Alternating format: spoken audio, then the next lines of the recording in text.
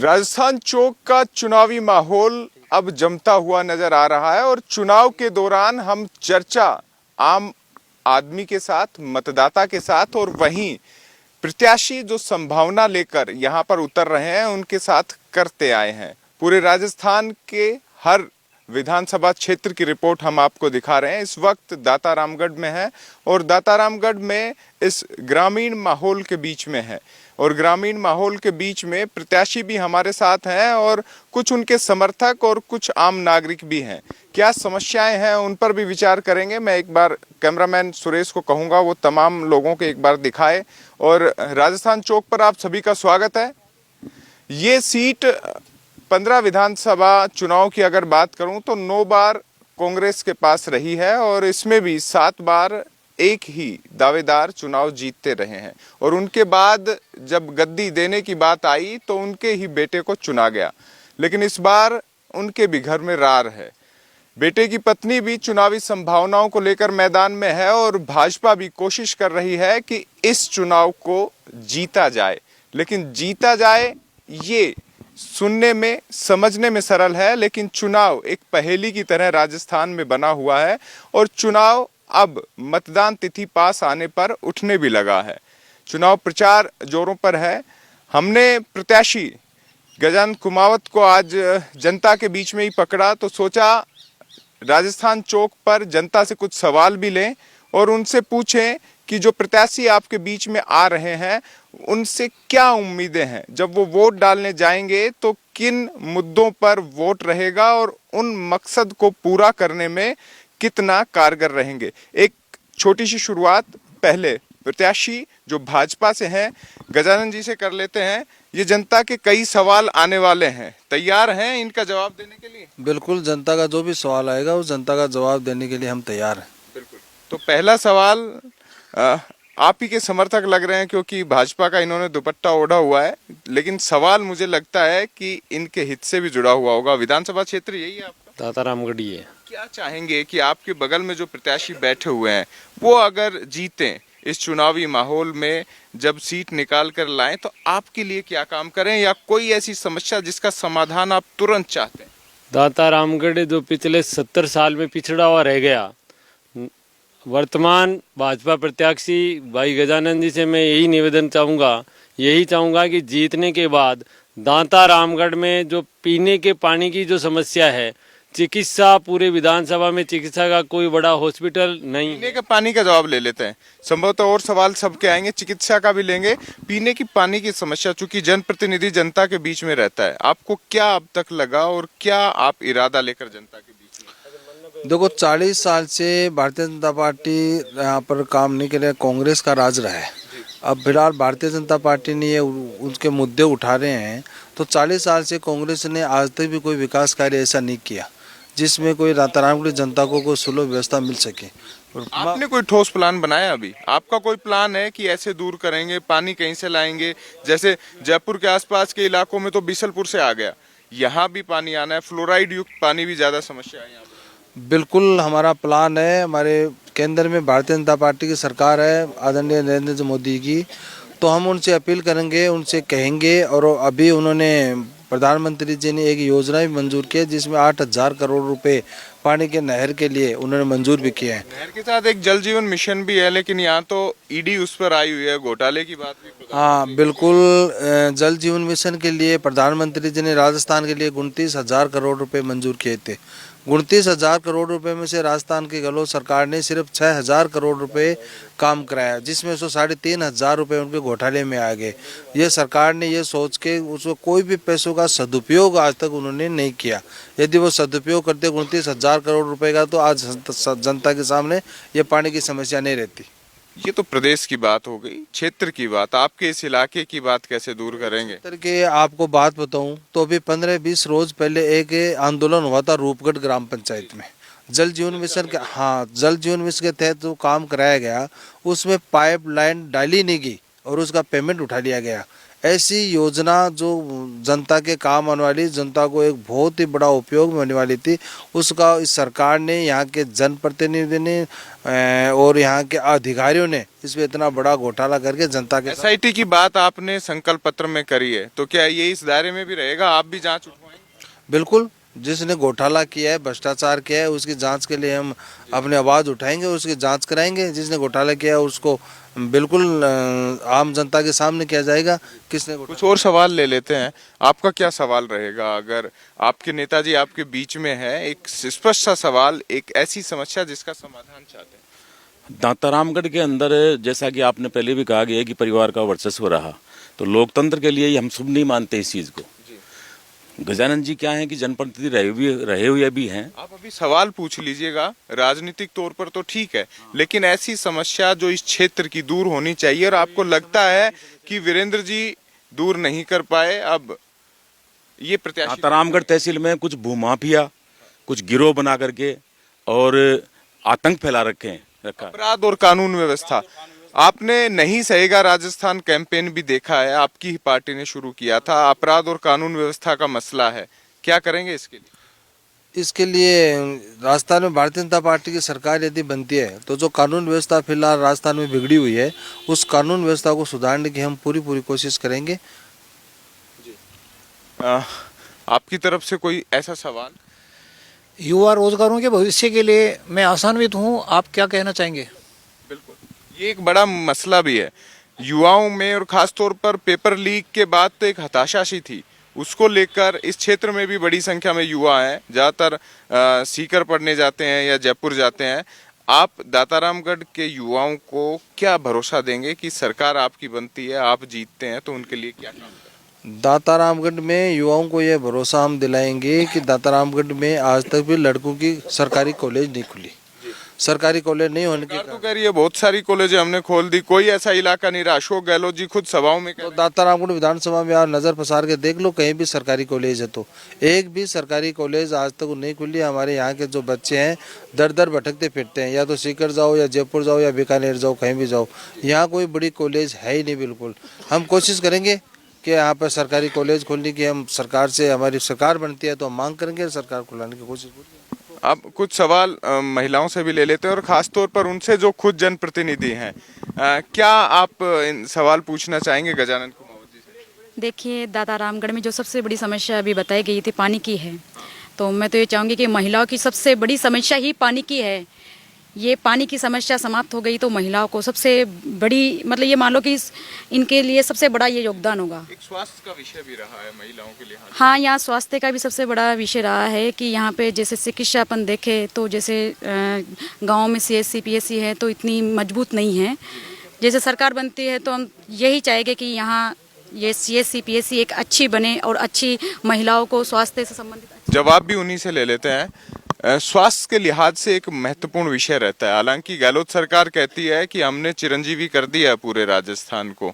दातारामगढ़ के क्या हाल है, यहाँ लाभ मिल रहा है? दातारामगढ़ विधानसभा क्षेत्र में ऐसा कोई बड़ा हॉस्पिटल अभी तक नहीं बना है जिसमें ट्रॉमा युक्त हो।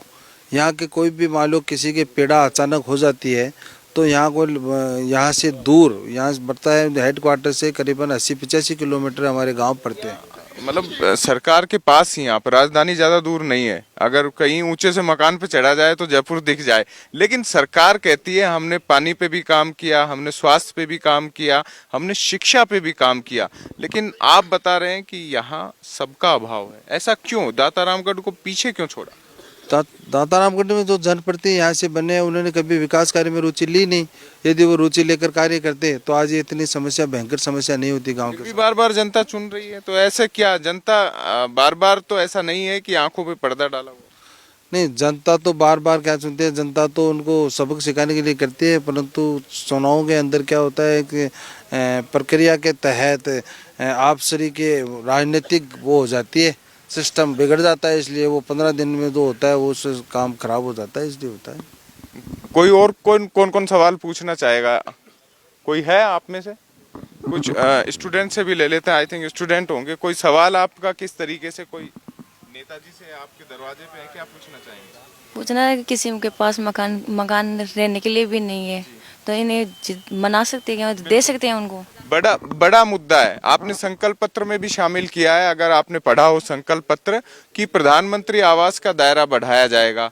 तो एक महत्वपूर्ण सवाल आया है और आपके क्षेत्र की बच्ची की तरफ से यह आया है कि जिनके पास मकान नहीं है उनको मकान देने के लिए आपका क्या मोटो रहेगा और कितना प्रयत्न करेंगे? हार जीत चलती रहेगी, लेकिन देखिए हर सर को छत तो चाहिए चाहिए, और जब वो बात आपके क्षेत्र की बच्ची की तरफ से उठकर आए। देखो, जो बच्चे ने सवाल उठाया वो वास्तव में उनका वाजिब सवाल है। बड़ी समस्या है, कई ऐसे मकान, कई ऐसे घर ऐसे भी हैं जहाँ के रहने के लिए कोई मकान नहीं है। आपके जेपी नड्डा ने भी कहा, मैं वहीं था उनके साथ उस वक्त जब उन्होंने कहा कि प्रधानमंत्री आवास की प्रक्रिया को राजस्थान की सरकार ने रोका। क्या आपके यहाँ भी ऐसा रहा? बिल्कुल बिल्कुल, ये सही बात है। प्रधानमंत्री जी का यह सपना है कि हर घर को आवास मिले, और उसी के तहत उन्हें प्रधानमंत्री आवास योजना चलाए, जिसमें एक सिंपल सा राजस्थान चौक पर बता दीजिए, वो बच्ची सामने है, उनको आवास दिलवाएंगे आप? बिल्कुल बिल्कुल दिलाने की पूरी कोशिश करेंगे। प्रधानमंत्री जी, मैं बता रहा हूँ ना आपको, ये रिकॉर्ड में रहेगा। हाँ बिल्कुल, प्रधानमंत्री जी ने आवास योजना के तहत बहुत से ऐसे योजनाएं मंजूर की है, परंतु हमारे राजस्थान के मुख्यमंत्री जी अशोक गहलोत ने आज तक भी जो मकान बनाए हैं ना, उनका हिसाब किताब सेंटर जो यूसी मांगता है वो यूसी नहीं भेजी, यूसी नहीं भेजेगा, उनका सारे काम हट गए। वरना 1.5 लाख रुपए प्रधानमंत्री जी दे रहे हैं जिसके मकान नहीं, उसके मकान बनाने के लिए। ये कमी है तो राजस्थान सरकार की कमी के कारण ये नहीं बना। और ये हालांकि राजधानी के इतनी पास क्षेत्र है और वहां पर अगर ऐसी समस्या आती है तो संभवतः सरकारों को सोचना भी चाहिए और जिम्मेदारों को भी इस पर एक तरीके से विचार करना चाहिए कि जो योजनाएं बनती हैं फिर वो आखिर हैं किसके लिए, जब पात्र लोगों को ही मकान नहीं मिल रहे हैं। जी प्लीज आप बैठिए, बैठे बैठे बात कर लेंगे आपसे। हाँ जी बताइए। मेरा सवाल ये है कि कोई भी विधायक आता है वो न तो गरीबी की सुनते हैं, वो ही सुनते हैं, अपनी जाति की सुनते हैं, ऐसे कोई सुनता ही नहीं है। ये आपका क्योंकि विधायक प्रत्याशी बैठे हुए हैं, मकसद इस कार्यक्रम का यही है।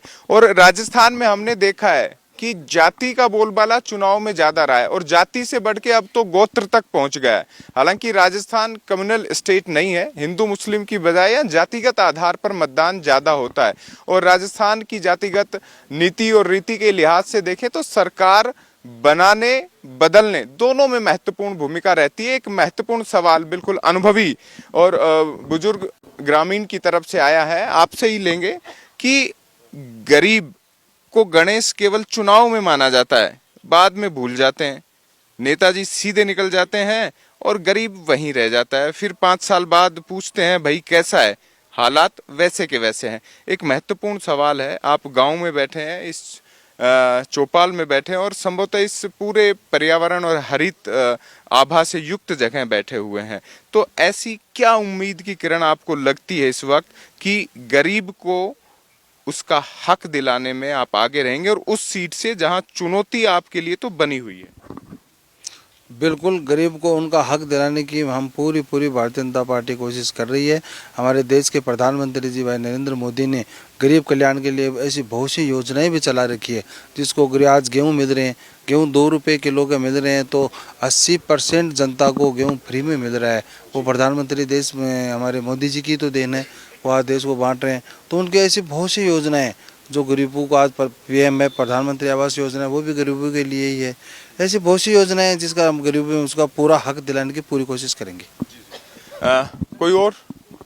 बिल्कुल, ये हमने चौपाल सजाई इसीलिए है कि सबको हक मिले, सबको सवाल मिले। थोड़ी सी आवाज ऐसी रखिएगा कि नेताजी तक पहुंच जाए। हाँ, मैं ग्रामीण क्षेत्र की बात करना चाहता हूँ। ग्रामीण क्षेत्र के अंदर यहाँ राजकीय जो विद्यालय है, बार बार विधायक जी से निवेदन किया गया कि यहाँ साइंस फैकल्टी खुलनी चाहिए, लेकिन अभी तक वो फैकल्टी भी नहीं खुली है। तो मैं विधायक जी से निवेदन करना चाहता हूँ कि इस गांव के अंदर साइंस फैकल्टी खुलनी चाहिए। पूछता हूँ विधायक जी, एक बड़ा सवाल आया है और ये जरूरी भी हो जाता है। अब दुनिया बदल रही है, हम डिजिटल हो रहे हैं, आधुनिक हो रहे हैं और साथ में कई संख्याएं ऐसे महत्वपूर्ण है जो चुनाव के बाद भी महत्वपूर्ण होते हैं। शिक्षा के लिहाज से इम्पोर्टेंट है। आपका सवाल मैं जस्ट पूछ ही रहा हूं और संभवतः जवाब भी देंगे कि बच्चे अब केवल आर्ट या एग्रीकल्चर विषय नहीं पढ़ रहे, साइंस भी जा रहे हैं, कंप्यूटर साइंस में भी आगे जा रहे हैं। इसके इतर मेडिकल की बात करें तो खुद जेपी नड्डा और अमित शाह यहाँ राजस्थान में आके कह के गए हैं कि उन्होंने मेडिकल कॉलेज भी बहुत दिए हैं, लेकिन यहाँ पर एक छोटी सी मांग है कि आपकी यहाँ की स्कूल में साइंस फैकल्टी हो जाए। बहुत बड़ी मांग नहीं है, कुछ अध्यापक इसमें लगेंगे, 3 से 4 का स्टाफ संभवतः इसमें लगेगा, हालांकि शिक्षा विभाग के देखने का विषय है। तो आप क्या वादा इनके बीच में आज करके जा रहे हैं कि जनता आप पर विश्वास करे तो जो वर्षों से लंबित मांग है उन बच्चों के लिए पूरी हो सकेगी जो 10वीं पास करके अपने भावी सपने बुन रहे हैं? देखो, जनता का यदि आशीर्वाद रहा और यहाँ पे कमल खिला दाता रामगढ़ में और भारतीय जनता पार्टी की यदि राजस्थान में सरकार बनती है, हमें उम्मीद भी पूरी बन रही है, तो जनता की जो भी समस्या यहाँ के लोकल समस्या हैं उन समस्याओं का हम पूरा समाधान करने की पूरी कोशिश करेंगे। एक सीधा सा जवाब उन्हें दे दीजिए, विज्ञान संकाय आएगा? बिल्कुल बिल्कुल, विज्ञान संकाय भी आएगा और भी जो का समस्या है वो भी यहाँ पे पूरी आएगी। देखिए, आपसे वादे इसलिए ले रहे हैं कि इन तमाम ग्रामीणों की समस्या सुलझ जाए।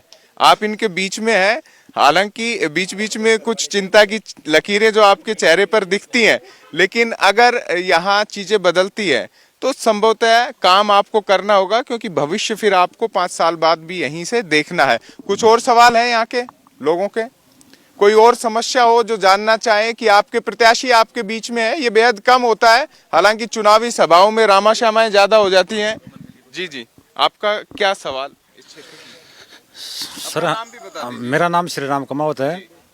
सर, मेरा सवाल ये है कि ग्रामीण क्षेत्र की 1/3 आबादी खेतों में रहती है, तो खेतों में कच्चे रास्ते से जुड़ी हुई आबादी, तो सर वहाँ स्कूल वाहन में नहीं आ पाता है, शादी करते हैं तो बसें नहीं आ पाती है। हमारी गाड़ी भी फंस गई थी, तो ये तो संभवतः अधिकतर ग्रामीण इलाकों में है।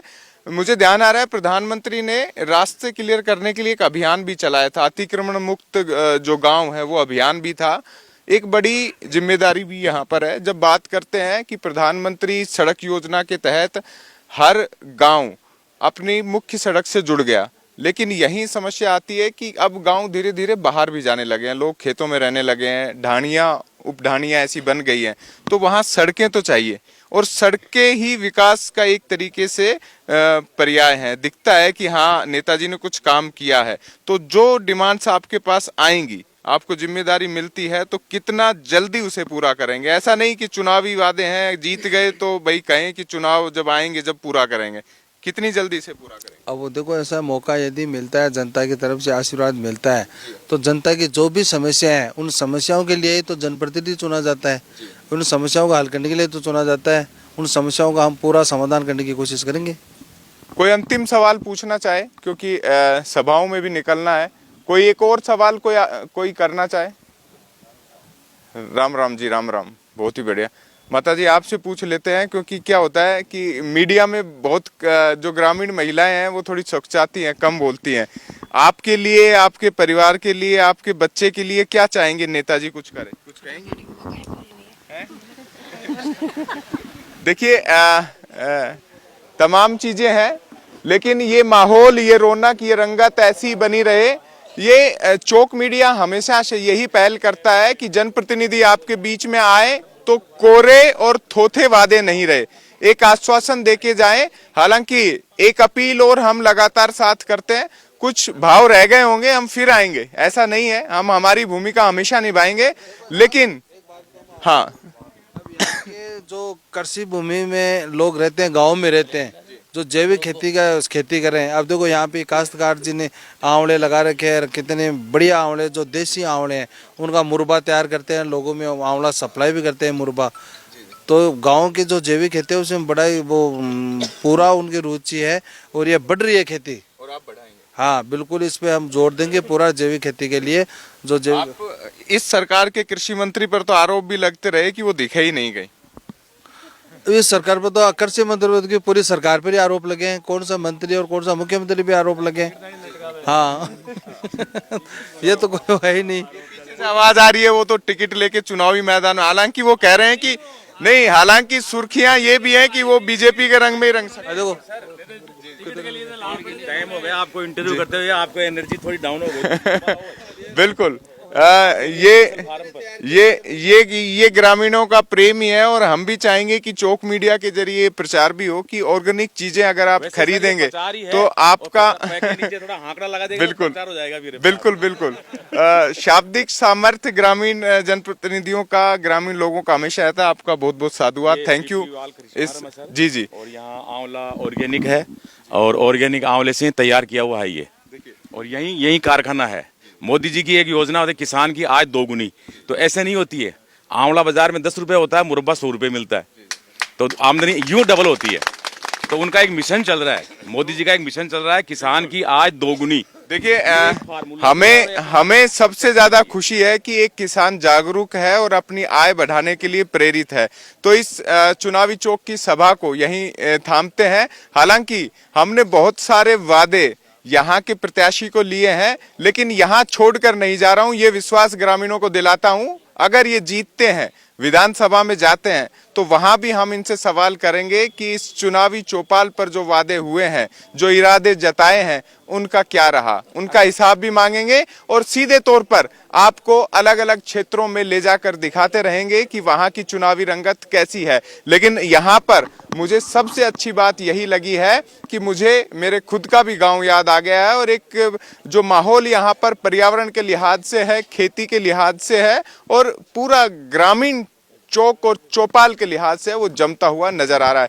फिर आपको लेकर चलेंगे किसी नई विधानसभा में। और अंतिम अपील जो मैं कह रहा था वो संभवतः सब सुन भी रहे होंगे कि हमारी राजस्थान चौक की यही अपील रहती है कि मतदान आपका संवैधानिक अधिकार है, 25 नवंबर को मतदान करने अवश्य जाइएगा। फिलहाल के लिए इतना ही। कैमरामैन सुरेश के साथ अंकित तिवारी लेता हूं विदा, ग्राम पंचार दातारामगढ़ से।